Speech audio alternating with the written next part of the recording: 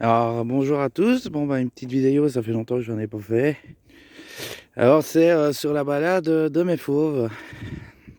Donc, tout simplement une balade dans les champs autour de Félavineuse, hein. Donc, là, je suis dans le bas, très bas par rapport à Félavineuse, avec la route de Châtellerault par là.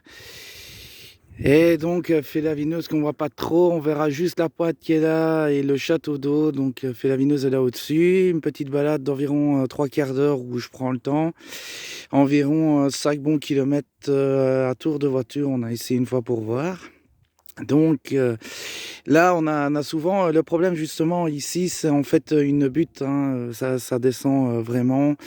Et j'ai souvent un petit souci de chevreuil, donc que Cro-Blanc après, bah, je le rappelle, si ça se passe pas, faut que je le rappelle, il revient tout de suite. Mais une fois, dans les tout débuts où je me suis fait avoir, bah, là, on a déjà un bel étang là, en dessous, donc juste au niveau de l'arbre où Cro-Blanc, bah, il m'a plongé dedans en courant. Et sinon, il s'est retrouvé une fois aussi, là c'était avec Océane carrément dans le bois là derrière. Fatalement, Cro-Blanc n'attaque pas le chevreuil, il garde la même distance, mais à un moment donné, Cro-Blanc il lâche, il revient, il a plus envie d'avancer parce que ça fait courir. Aslan ne m'a jamais fait de conneries, mais Pesci, lui, de temps en temps, il courait un petit peu après les cailles, mais Pesci se rendait pas compte à l'époque que les cailles ça s'envolait. Donc on a bien souvent des lapins, du chevreuil, des cailles, beaucoup de faisans. Pareil, le faisan il s'envole, donc il n'a pas le temps d'être attaqué par quoi que ce soit. Non, voilà, donc là, la route de l'encloître avec là derrière, je sais pas si on le verra bien, un bâtiment avec un toit rouge qui est la discothèque anciennement Choc des Titans, qui maintenant est le Moon Club. Dédicace à Samuel. Donc on voit bien tout. Et puis des fois, je vais aussi de l'autre côté de la butte, donc derrière justement où par le château d'eau qui est là. Donc ma maison, vous voyez la maison, la toute première qu'on voit sur la droite, c'est un de mes voisins. Et puis quand on monte un petit peu vers la gauche, bah, je vois si on la voit pas. On la voit pas d'ici.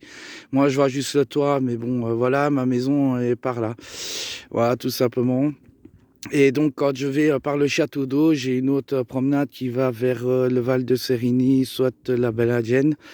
Ça dépend par où je la fais. Ça peut me durer 1 heure, comme ça peut me durer une demi-heure. Ça dépend quel chemin je prends.